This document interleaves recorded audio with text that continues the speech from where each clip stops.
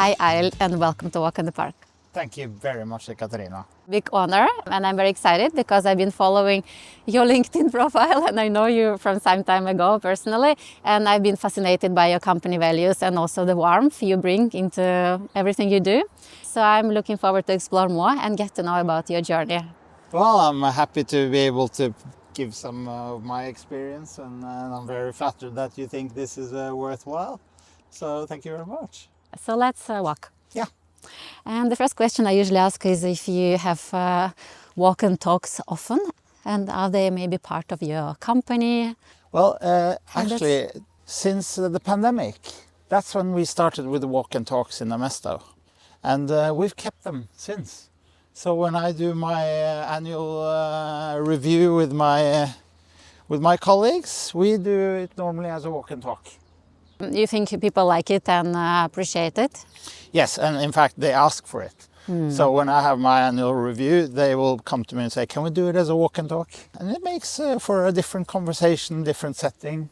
I think it gives more reality and realness into the conversation. Yeah. So tell us more about yourself. Who are you? What do you do?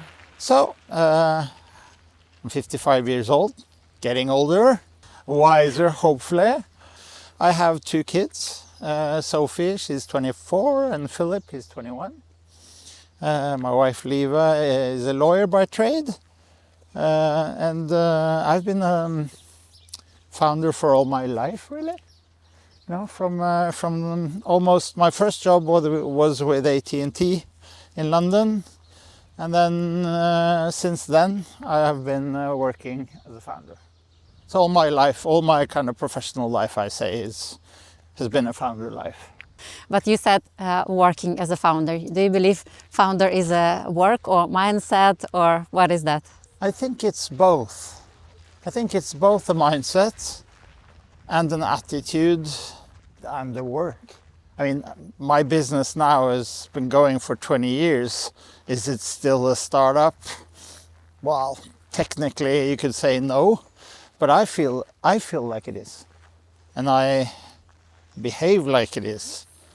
So I think it's, you know, can you call it a 20-year business? In my mind, yes.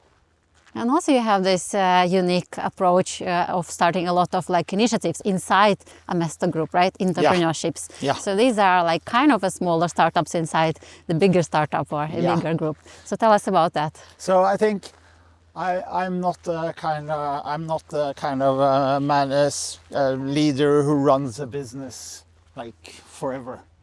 That doesn't inspire me. I need to start new ventures, and that's the way we've grown the business. So by taking a core and then finding areas around the core, which is accounting, and then building on that and kind of finding new areas where we can create value and innovate, and then start businesses around that, so that we don't build one big core which has all these new services. We develop them as separate entities, separate businesses, preferably with other founders who get a stake in the business, and then kind of partner up and join and build these. Some of them will say, okay, we're good to go, we'd like to go on our own, and we'll sell them. Some of them will say, we'd like to, you know, go into the core, and we'll integrate them. And some will live happily on the edge, or as a new business or business line, but as a different company. Some will share the brand, some will create their own brands. You're open about that? Yeah, there is no one size fits all with us. How does that idea first came into your mind, like the whole entrepreneurship idea? When did that start? I think it was the result of us not having enough cash.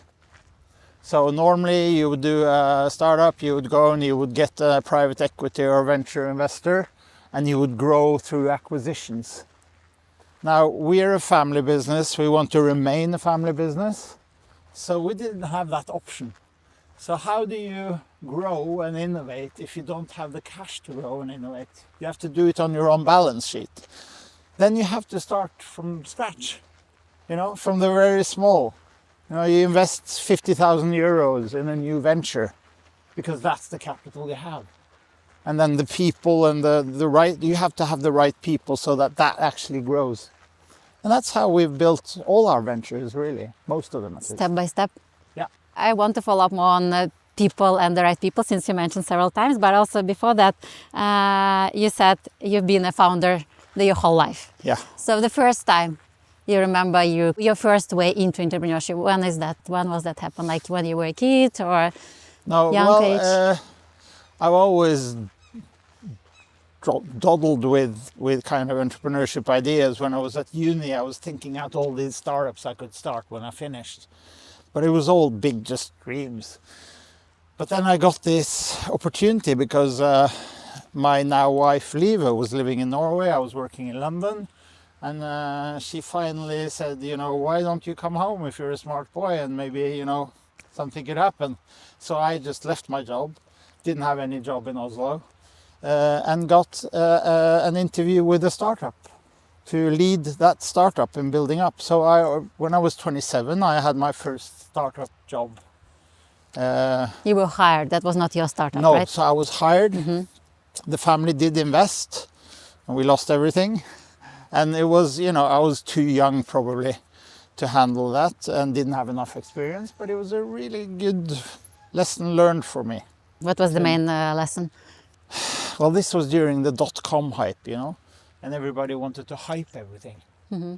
And that didn't suit me. I felt that, you know, going to investors, hyping everything, trying to create high value from PowerPoint doesn't suit me. And the fact that this was kind of a logistics, it was a web shop, like a warehouse web shop with logistics and everything, and we were buying this huge Oracle software, and we were scaling far too much, and we were spending far too much money, burning cash because we had, and just, you know, overthinking everything, thinking like we were going to be Amazon from day one and scaling it to that size.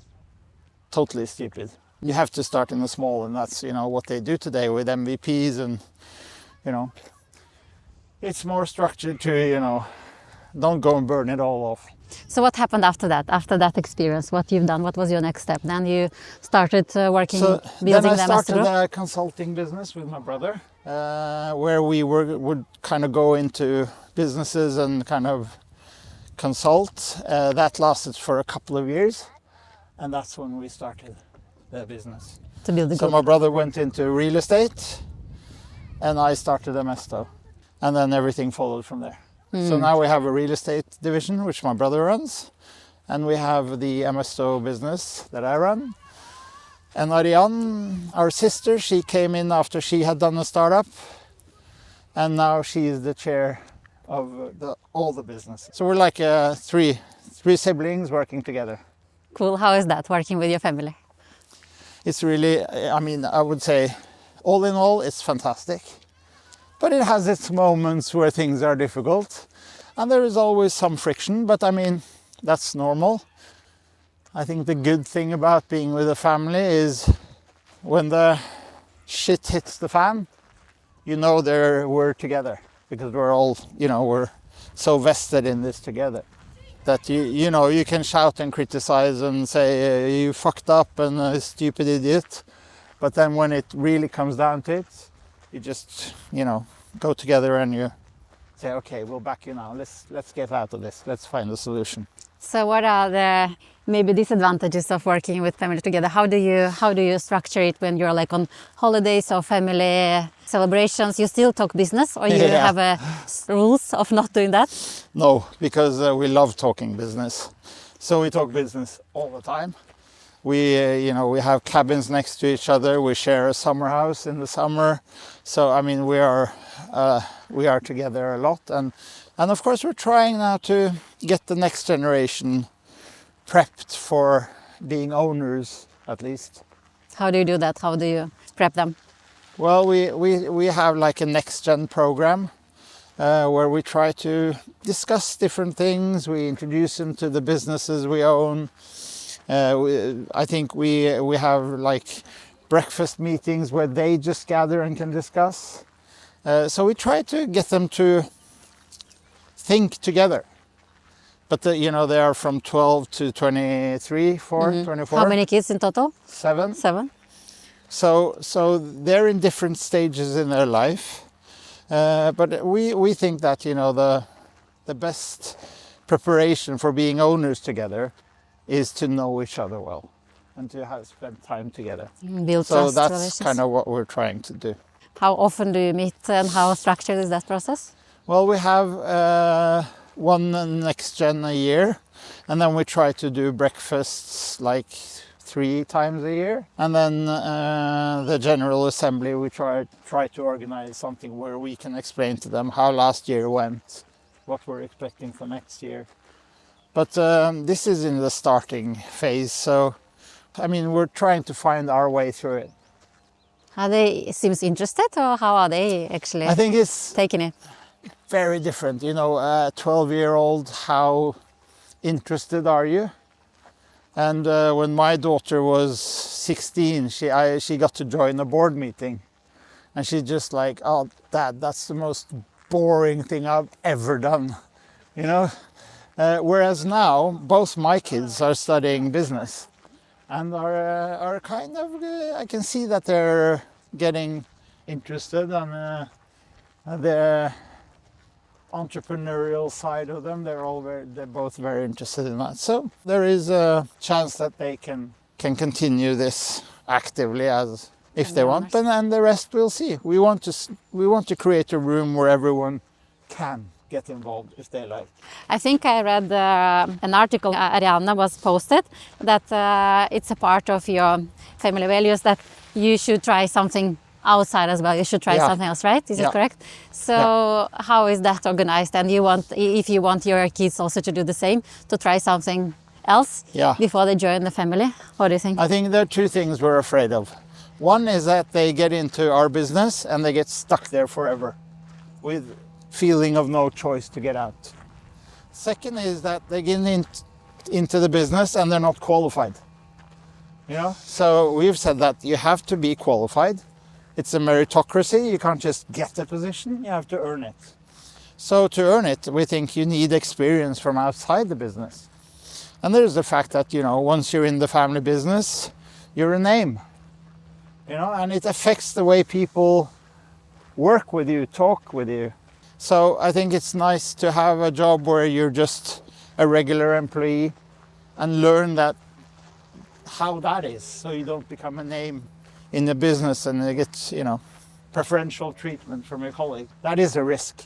Following up back to people, you mentioned this building trust and relationship inside the family as well, but also now back to founders. Yeah. Founders you attract, or they may be coming to you with the ideas when you start a new initiative inside Amesto.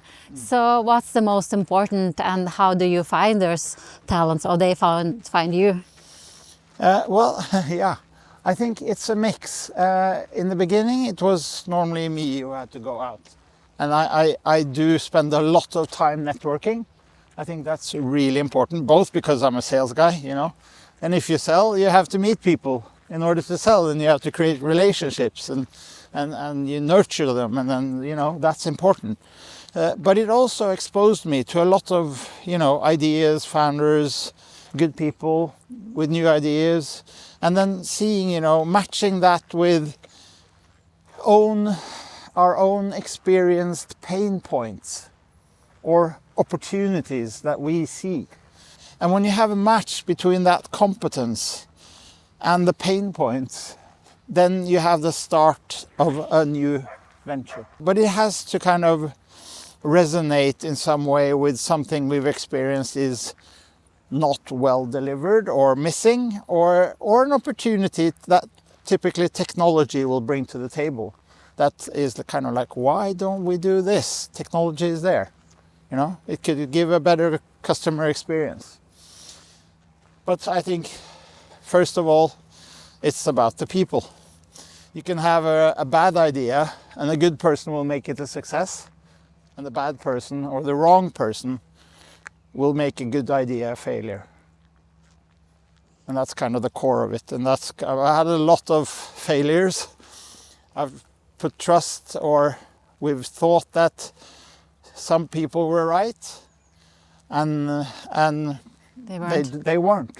And that makes the whole difference. But I think at the same time, you know, if you don't take chances, if you don't go out on a limb, then you never succeed anyway. All the mistakes are part of the success.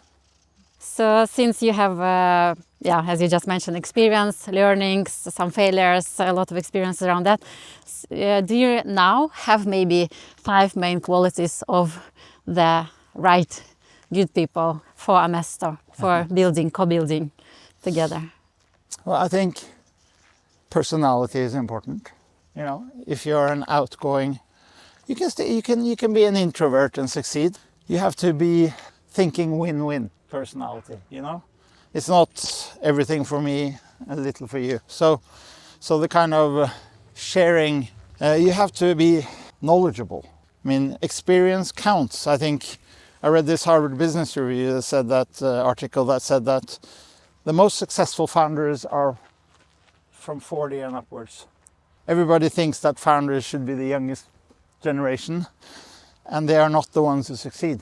Our best ventures were created by people with experience from something, and then seeing how they could do this better, because they had that experience. So that counts a lot. I think they have to have a lot of grit, because every time you start off on a high, then you go down a huge hill to the bottom, and you have to be able to pick yourself up from there to take it up again, because that steep hill, that comes every time. So that's very important.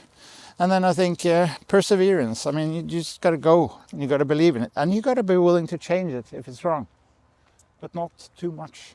And finally, focus. Be willing to kind of not disperse in all directions and kind of think, oh, that's a great idea, we'll do that as well, and then we can do this and that. And I think starting off with a very narrow focus of your business and keeping that on that path has been a successful formula for us and our startups. How can you check in advance if a person is good at focusing? No, I mean, you could say that you should do a personality test of every single founder you work with. We've never done that, but could be a good idea to do that, to understand each other, strengths, weaknesses. You know, when you meet someone and you start a relationship, you often have it's like dating, you know, everything is positive. And you're always positive about everything. Then once you start the journey, you start seeing that, okay, this is a different person. Everybody has different aspects, like a relationship. Suddenly not everything is beautiful. How do you do that? Try to spend more time when you just first meet person, or still do some tests, or just start and see? I think, you know, having dinners, going out socially to try and kind of understand the person. Not from just a professional perspective, but getting to know them socially, personally, is something I've done a lot. And that helps. That helps. What about those going out in nature, skiing, mountain climbing? Yeah. Are you doing that too? I do that, but not with my colleagues. Well, we do sometimes, but not in the beginning. So it's not like, oh, let's do business together. We'll go to Lofoten and go mountaineering. We were not really there. It's a good idea, though, you know. It's not really a bad idea, because then you really get close up. Talking about ups and downs, ability to pick yourself up after that. How do you personally do that? You have experiences with that, probably? Yeah. Are you good at picking yourself up? I'm good at picking myself up, but I think there is a mismatch between my feelings and my brain. So when I feel that I'm relaxed, my brain is not. And so, you know, I can feel that, you know, I have total control and I'm, you know, on top of everything. But then I'll wake up at 3 in the morning, you know. Thinking, processing. Yeah. And so I think stress is kind of something, it's hard to control. I've tried doing some meditation, some yoga. Helps. It helps in the moment, but not maybe, I don't know whether it helps on the long term. But it does alleviate immediate stress. Yeah. And it's not that easy, as you say. You love talking business, you love building, you love kind of doing this whole thing. So to turn it off, suddenly it's not that easy. No, I'm never switched off. But I do, my way of relaxing is taking long vacations. Yeah, tell us about that. Yeah, so I can, I'll take 4 weeks summer holiday. I go to an island in Greece and just lie on the beach every day and then turn off completely. And then I get inspired. After 3 weeks, I'm like, ooh, I should do this and thinking about that, Then I'm back, But I tell all my managers and colleagues that, you need one long holiday a year where you really, get out of the business, because that helps you to kind of take the helicopter view of your life and your business, and it inspires. The best ideas can come during the breaks. Yeah, because if you're in it all the time, you end up not seeing. So following up on the focus, and that it's important to start narrow with one thing and then build on that. As I remember, all of your businesses or all like entrepreneurship initiatives inside Amesto was started like that, with a concrete pain, as you just said, concrete problem, and you just started to look deeper into that and how you can solve it, right? So maybe you can tell a bit about Aprila Bank, for example, how that started. That's a cool story. So coming from the accounting tech space, you don't think banking would be kind of relevant. But the fact was that with all our startups and our own smaller businesses, we noticed how hard it is to get credit, to get bank accounts. Everything was paper, manual, 3 weeks, send, return, sign, copy. It was like antiquated. So I went to DNB, the Norwegian bank, and I said, why can we do something for our smaller startups? Can we kind of give them a program that helps them to, make banking easier? And they were very positive, but, nothing happens. So I got really frustrated, and I was thinking about this for a long time, and I was like, no, I have to start my own bank, because that's the only way this can change. And then I met, by coincidence, an acquaintance of mine. He asked if we could take a cup of coffee. And he came to me and he said, I'm working for this. I raised a lot of money for all these banks. I would like to start one myself. And I was like, oh my God, that's amazing. I'm just thinking about the same thing. So after 20 minutes in that meeting, after that coffee, we decided, let's start this bank together. So we just started. No idea of the complexities we were getting into. But we wanted to build the bank into the accounting system. And that was kind of the connection that we had between the bank, the technology, and the accounting services. And that's how we got started. And I think Aprila is a classical case of, how you should focus, because once we started this fintech bank, we were approached by so many fascinating and interesting partners like Amazon and Lloyd's Bank and all these. They wanted to work with us, and we were seeing all these opportunities and working in all these different directions and not making money. It was a disaster. So we had like 3-4 years in the desert, just like what the fuck do we do now? And until we decided to narrow it down, one service only, and then it took off. And then it became profitable, and then it started growing. So Aprila now, since 7 years you started, 7 years ago you started, around now one of Europe's fastest growing companies, it's really the superstar cool in the fintech space. How does that feel? Yeah, it feels great. But also there, I feel 7 years, we're still a startup. We still have so much to do. Now we want to take Europe, So the journey has just started for us. But luckily, we're profitable. We can grow on our own balance sheet, and so that works. So talking about learnings from the first period, you just mentioned one. You started to broad, right? And then you focused after some time. What are the main learnings you got from Aprila Bank? And it's a bit different to all the other companies, right? Here you needed to get some capital. Yeah. Yeah. So what was the other main learnings and experiences with Aprila? Well, I think with Aprila we needed to get external shareholders. Why is that? To go Because faster? to start a bank you needed like a couple of 100 million, and we didn't have that, of course. We started with our few millions and just got it off the ground, but we needed to get the banking license. We needed a big capital base, so we need to find investors. And we went to a lot of investors, and we told them that, you know, this is a long-term value creation project. It's not, we don't want to hype it. We don't want this huge kind of everybody's in, everybody's looking for a quick buck. And of course, a lot of these investors, they were good with that, we thought. But it turns out that a lot, you know, some investors, they believe they are in it for the quick buck, and they need to make a quick return because that's the way they operate. So finding the right investors that kind of matches your ambition and the speed you want to go with, and say, okay, this will be value creation over the next 10 years. There are not many investors who are there. But of course, aligning investor ambition and the founders team ambition is really important, because if not, you get this friction between the owners and the team. And it's not been a big problem, but it's been an issue. But you aligned after all, right? Yeah. You used some time. So now we are like two families, kind of the largest shareholders, and we have the same ambition. We're aligned. You know, we're not going to sell this bank when someone comes along and wants to pay us something. We want to build this for the long term. That gives us a lot of peace and quiet to do the job we're there to do.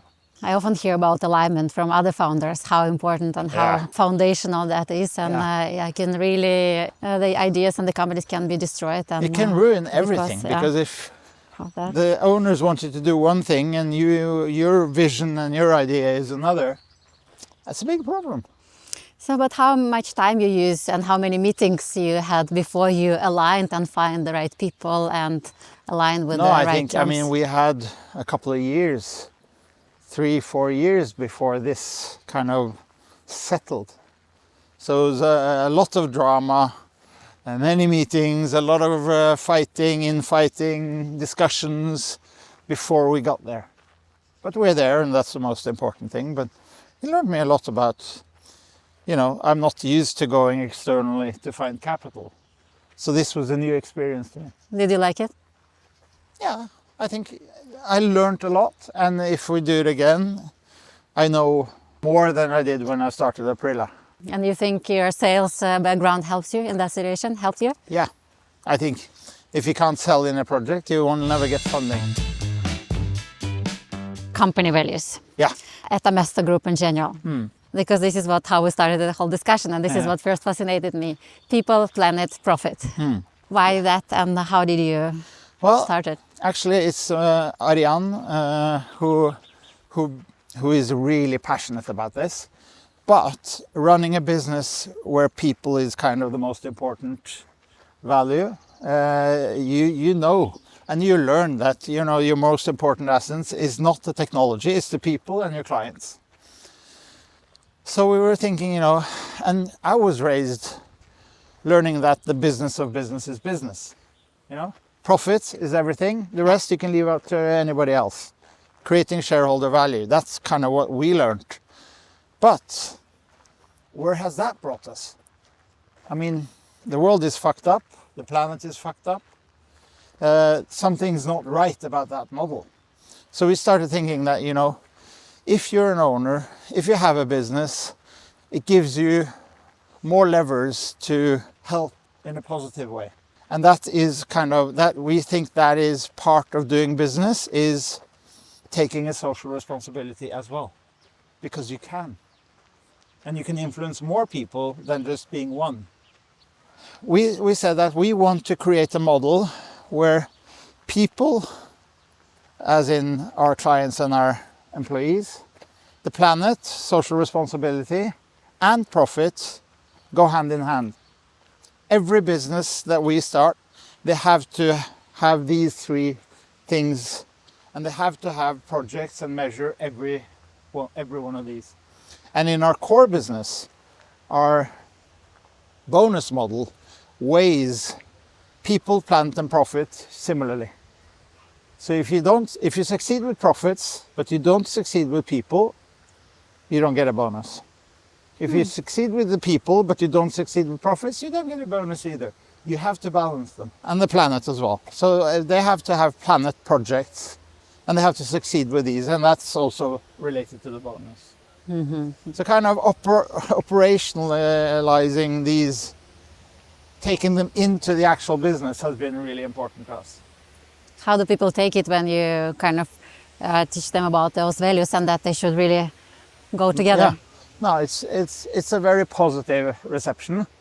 Maybe, you know, in the US today, you wouldn't say that's a popular strategy, but in Europe, I think it still works. And we do it because we believe in it, not because it's a fad.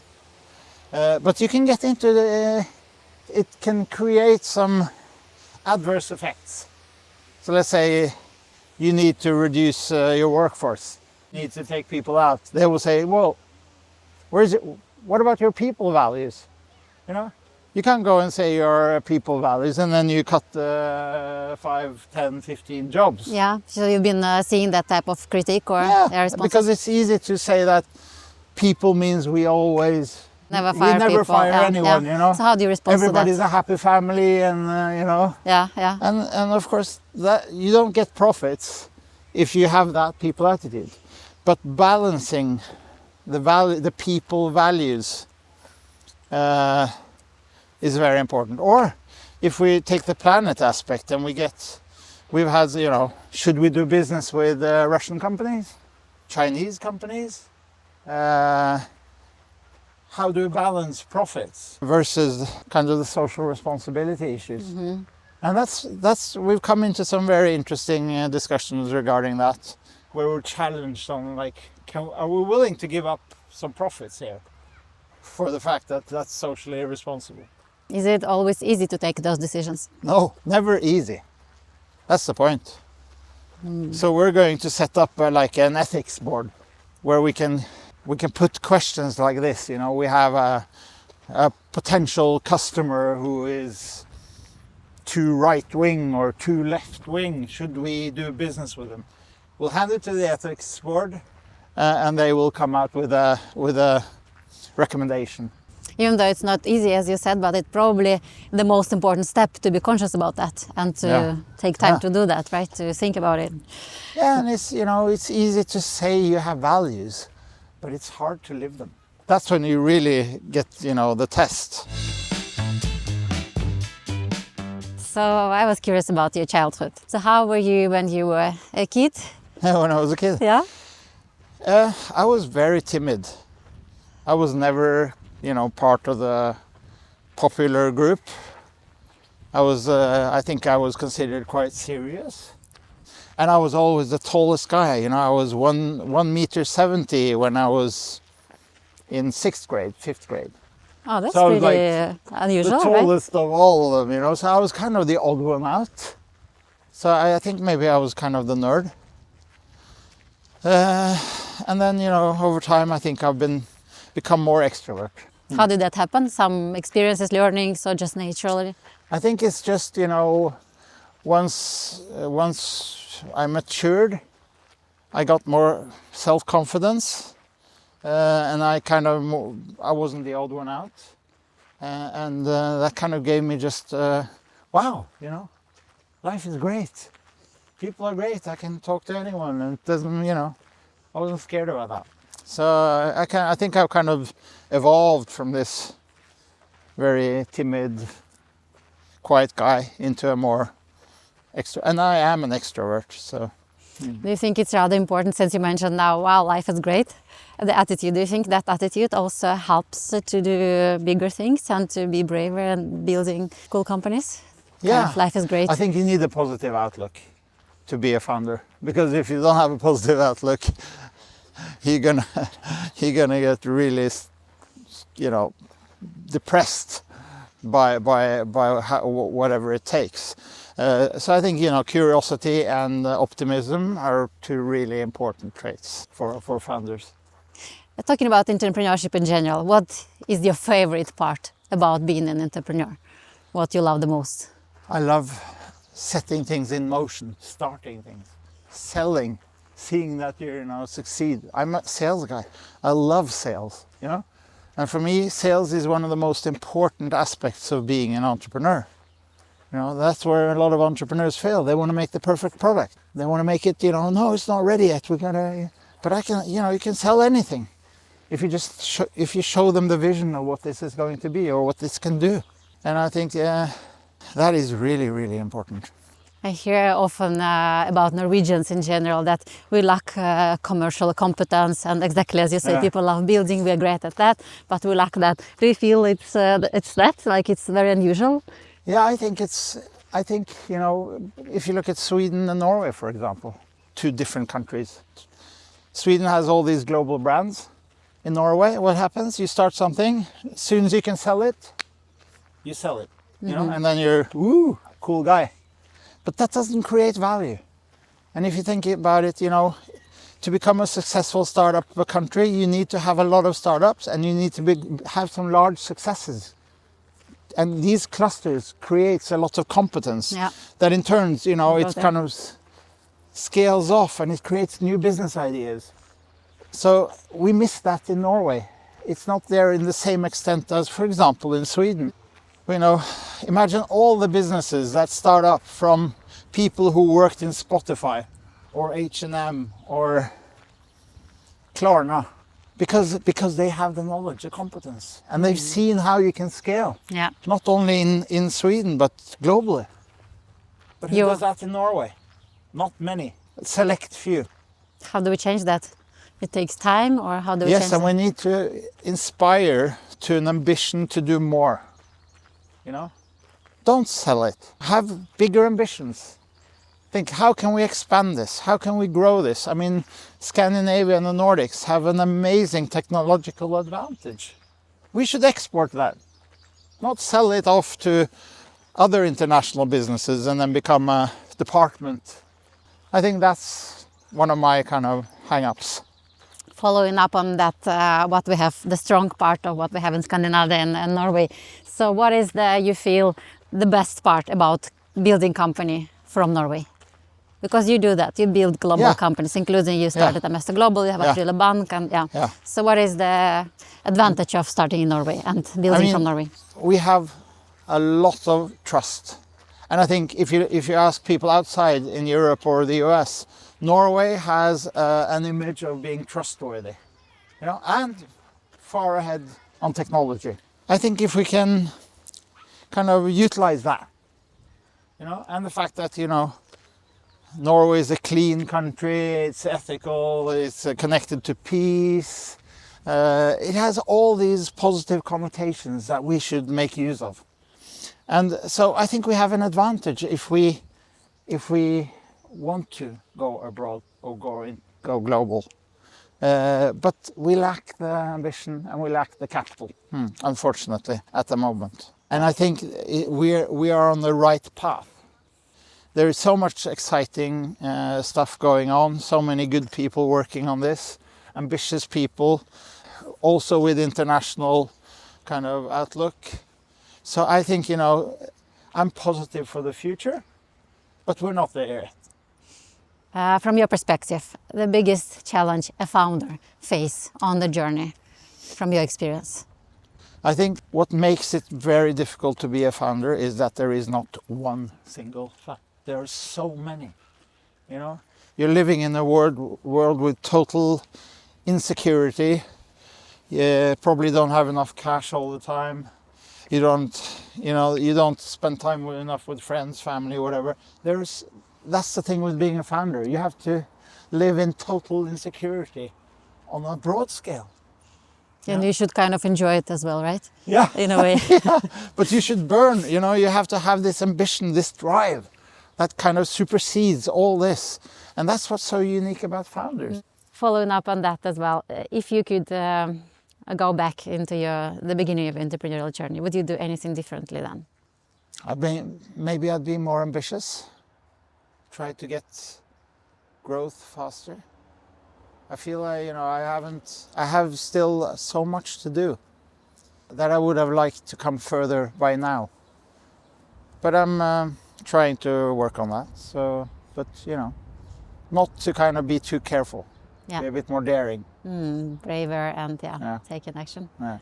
And another one, since you mentioned taking long holidays, and we talked a little bit about taking breaks and how powerful it can be.